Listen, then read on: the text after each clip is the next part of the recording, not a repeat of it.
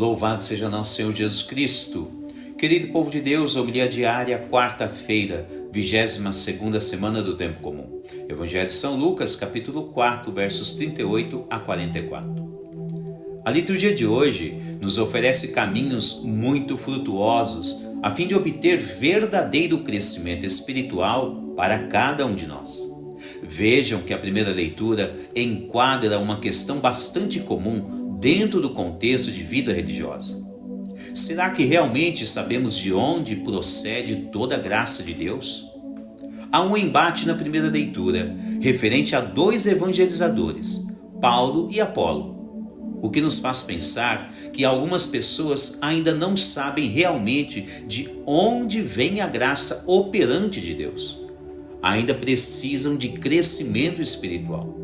No enunciado da primeira leitura, algo deve ser levado em consideração, dado que se ambos são evangelizadores autenticamente chamados por Jesus Cristo, então não importa se é este ou aquele que evangeliza e leva a graça para dentro de sua vida e casa familiar. Se Deus é um somente, então basta que tal pessoa seja de fato eleita por Deus.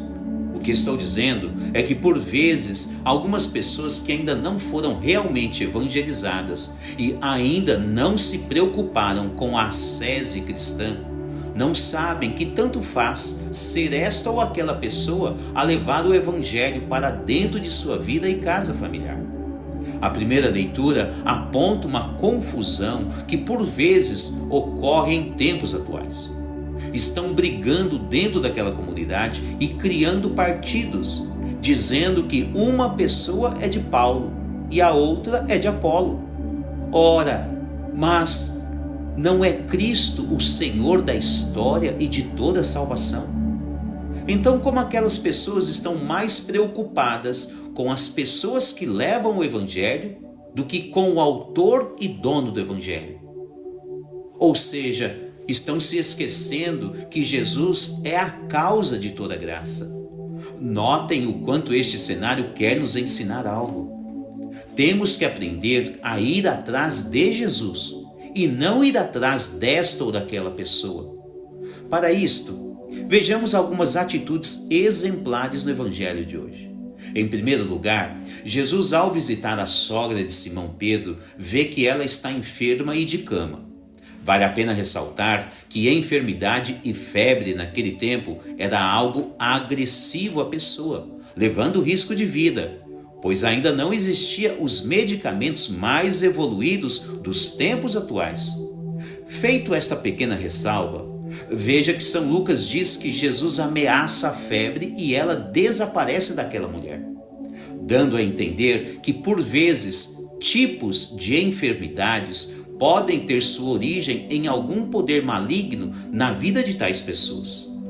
Em continuidade com o Evangelho e reflexão de ontem, esta cena enfatiza mais uma vez o poder e a autoridade de Jesus sobre todo e qualquer tipo de mal, seja espiritual ou mesmo corporal.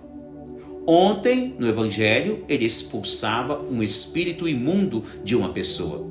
Hoje, Jesus expulsa um tipo de enfermidade de outra pessoa. Não por menos, a cena seguinte destaca que várias pessoas foram e levaram a Jesus pessoas com vários tipos de situações problemáticas a serem resolvidas, significando que de fato toda a graça que recebemos a partir da fé comprometida com Jesus chega até cada um de nós somente pela via amorosa de Deus. Por esta ótica, então, o cenário de brigas e divisões na primeira leitura de hoje ressalta que tais pessoas ainda não cresceram espiritualmente nos caminhos da fé cristã.